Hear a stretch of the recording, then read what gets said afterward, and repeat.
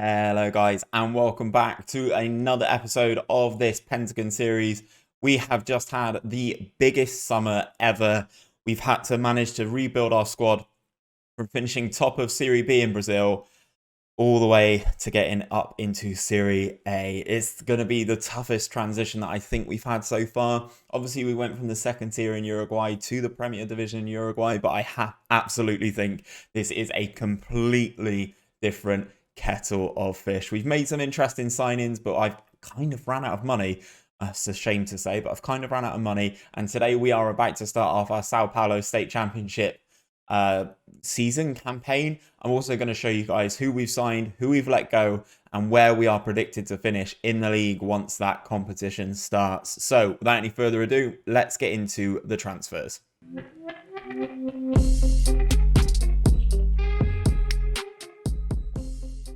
So guys, this is the state of things as things stand. Obviously, I've brought in all the players for free. That has been my main goal, is to try and not spend a lot of money. As you can see, though, some of the players that we brought in, they're kind of here to sort of deal with some of the issues that we kind of had last season. We didn't necessarily have enough ball playing centre midfielders or attacking midfielders, although Liete and Filipino and stuff were very good. I decided to try and improve these. So as you can see, Lucina here, one of the ones we picked up, Julio Cesar, another centre-back. Again, as we are going with the 3 centre-back formation this season, cover in those positions is definitely needed. Adamo here, another youngster. This guy's from Nacional over in Uruguay, and my scouting network and knowledge sort of helped me bring him in. Obviously, being able to speak Spanish as well helped massively. Really nice physicals on the guy, either footed, can play on the wing. He's only 18 years of age. I think he can grow. Obviously, you guys know I will be playing him back here in the right midfield spot, but I definitely think he can grow and become a much, much better player. Next up, we have Zuniga, this guy here, another one to play on the left-hand side. Basically, I pulled this guy in because I am anticipating us losing Copa at some stage this window. AC Milan have just come in for him. Maximiliano Noble here, another attacking midfielder, as you can see. Very, very nice technically, pretty good mentally. Lacking a little bit in the physicals, but all in all, not too bad. Alan Ruiz, another one that we've pulled in to play in that attacking midfield role. We've got a couple of players who can play there. Ruiz can also go and play up top if required, sort of as a trequartista to link all the play together. I think he looks a decent little option. Brian Alvarez here, again, another one on that left-hand side. I really think, anyway, we needed a little bit of strengthening on that side. We've managed to pull Junior Tordino back up front. Obviously, Joan has rejoined Sao Paulo after a good loan spell with us last year. So he is brought in as cover on that side. Pulled in this defender slash halfback, I guess. It looks very solid despite being 34 years of age. I think Cortizo, I think he can do a good job for us, especially helping us close out games as well. Who else have we brought in? Ferrino, again, as a striking option. As you can see, Koa is my best player by miles. He literally is the best player in this club by a long, long shot. And then the last one is Spaniard Ricky, who comes in from Benevento. He looks very good, natural fitness, good passing, good ability to play a ball. So that's kind of where I'm hoping we can play him, maybe as a mez or as a central midfielder. We've definitely got options, guys. That's something that I didn't really feel that I had last season. So if we go into the squad, obviously we've still got players under trial. But as you can see, Koa here, currently wanted now by Ghent, Bournemouth, Arsenal, Leicester, AC Milan, Benfica, and Real Betis. It's currently up to a 4-star player. Really nice physically. His mentals are weak, and so are his technicals, to be perfectly honest. He's got a £4.1 million release clause, which I'm trying to get AC Milan to activate. Because if they activate that, that will then allow me to go and continue improving my club. I mentioned we were a little bit tight on finances. They're a little bit frustrated with me at the moment. I'm currently spending £4 grand a week over on wages, and they're disappointed that I've not signed players under the age of 23 for the first team. What do you want, guys? Do you want me to adhere to this, or do you want success? It's one of those things, isn't it? Away from things, I've still got to continue updating our coaches. We're not in the best. We're not in the best in the league anymore at anything. But obviously we have had a massive step up. I do have 2 coaching slots to fill though, so I will be doing those very, very soon. In terms of our competitions, guys, we are obviously back in the Sao Paulo State Championship. We are in the same group as Sao Paulo, who obviously we played in the final last year, sort of taught us a lesson. But obviously, if you guys can remember from the start of last season, you don't actually play all the teams in your group, but we need to finish inside the top 2 to reach the quarterfinal, which is the minimum requirement. Again, we've got the Brazilian Cup. I'm not really bothered about this, so we'll cross that bridge when we come to it. And then, as you can see here, the board expectation for Serie A: fight bravely against relegation. The season, obviously, as you guys know, doesn't start for another 100-odd days. But if we go into the league, as you can see, you can really, really do quite well in this division. If you finish inside the top 13 places, you qualify for a continental competition, which is why we're here. Obviously, the South America is not necessarily the one that we want to win. We want to be in the Copa Libertadores, but there's a lot of work yet to be done. As you can see, 4 teams go down, as you would expect, as 4 teams did go up last season. But if we go into the season preview, guys, this is where the interesting news is. As you can see, there's some really good players here. Highest star player is Ivan, the goalkeeper from Santos. As you can see, he's quite good. A lot better than my goalkeeper. But what I will say, guys, is that we've been given odds of 1,000 to 1 to win the title. Now, we're not going to win the title, obviously. But I'd like to think that we would be able to get ourselves into these South America places and hopefully play a continental competition again, or continental competition next season, and hopefully then build on things and maybe get a league title in a season or 2. 1,000 to 1 though, that is tough. That is tough. So what we're going to do, guys, is we are going to go into, I've not shown you our schedule yet. Not that you guys are going to really care. We've got some interesting games in the Sao Paulo State Championship. It was kind of more of a bigger thing last season. Obviously, I now know a lot more about it. So we probably won't show you guys as many of these games. Obviously, we're going to start the season today against Ponte Preta.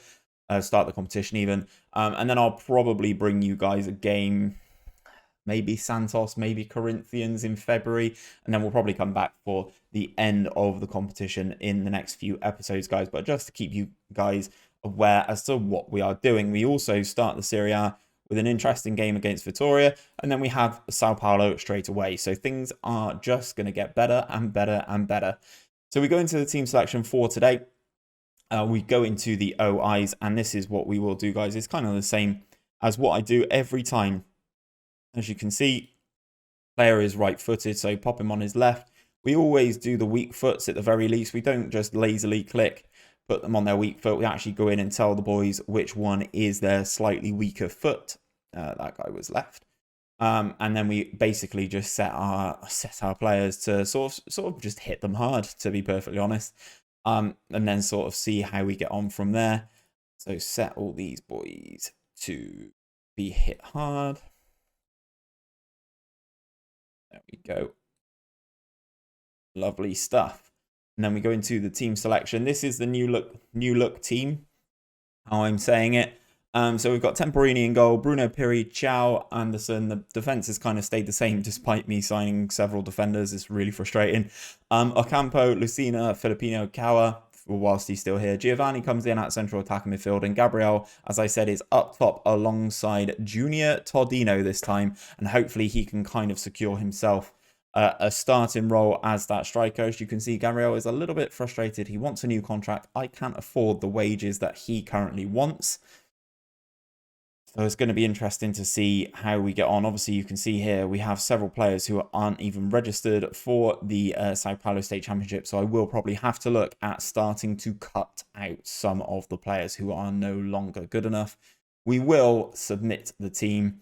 As you can see here, everyone is absolutely exhausted with the amount of game time that they've had. Nobody's played any game time. There's no preseason. You just get straight into it, into the Sao Paulo State Championship, and that is exactly what we are going to do here today. Say to the boys, go out there and impress me. Obviously, everyone in this starting 11 by 2 players was here last season, so they kind of know what is expected of them. We kick off the game against Ponte Preta. Ocampo with this one in. They get the initial ball clear. Filipino gets it back into Kawa. Zhao. We've still got the ball though. Lucina, can the new signing make something happen? Into Ocampo, the corner taker. Still got it in his hands. Gets a shot at the goalkeeper and then gets crowded out off the rebound. And here come Ponte Preta. This guy just driving through the middle. And Zhao steps in nicely, makes one challenge. And then we win the ball back nicely. Can we have a nice, good second phase of play here? No. Careless with the ball. Ocampo wins the interception there, but that is all we're going to see for that first highlight of the game. It's very important for me to start the campaign with a victory, especially whilst we still do have Koa. Giovanni has picked up a knock here. So if we go to sub him out, looking at some of these options, I will bring in Hugo Liete. However, I will say this youngster, he doesn't necessarily look like a player yet. He is technically a right back, but that's not where I'm going to play him whatsoever. Currently training him as a central midfielder. He is a breakthrough prospect. I'm hoping he can be like a deep line playmaker. He's really good technically, great passing, good first touch. He's got 20 determination, a perfectionist personality, and he is either-footed, guys. At only 17, I definitely think this guy, Clayson Henrique, could become a little bit of a baller for us in the future. But that is potentially for the future. Very disappointed that Giovanni has picked up a knock early doors into his debut for the club. Oof, close for the home side there. Glancing that header onto the crossbar, but we managed to clear all of that danger, and we will start with a goal kick. The game is still continuing in the background. Another corner, another set piece for the opposition. Zhao gets that header there. Liete hits that one long, relatively aimless. But we're going to nick that ball. Gabriel is into Todino. Does he give it back to him with a flick? He tries to do it a little bit too intricately and cocks it up a little bit. We go out to Kawa on this left-hand side. Into Liete, who's made a nice run. Tries a strike. Doesn't get there. Lucina on the ball then. Out to the left-hand side. Can he go past him? He does. Into the penalty area. Todino. Liete. Oh my God. How is Liete missed the goal there? Oh, that's really frustrating that we're missing these chances. But obviously, as I have said, guys, we are right at the start of our season. This is the first set of football that we've played this year. It is what it is, guys. We didn't necessarily start last season very, very well, but we definitely finished it exceptionally. Obviously, the goal of the season is the league when that does happen. But obviously, we do need to put in a good showing in these competitions so far. Koa puts us 1-0 up. The man who is wanted by everyone and their mum in Europe gets us off to a flyer with his first goal of the season, and we move forward into the lead, guys. That goal just before half-time is the last highlight that we have seen. As you can see, though, guys, we are definitely the better side here. 63% of the ball. We are giving up some interesting opportunities. I'm going to pump the fist and say things are going well, but you're capable of even better. As I said, we are the better team. It is just a case of actually making sure that we are the better team and picking up all 3 points here. A little substitution coming in here for a defender. Nascimento gets his debut coming on to the pitch. One of our new centre-back additions. Temporini takes it short here into Zhao. Out to Ocampo, who's actually been very positive this first game. Gabriel into the penalty area then.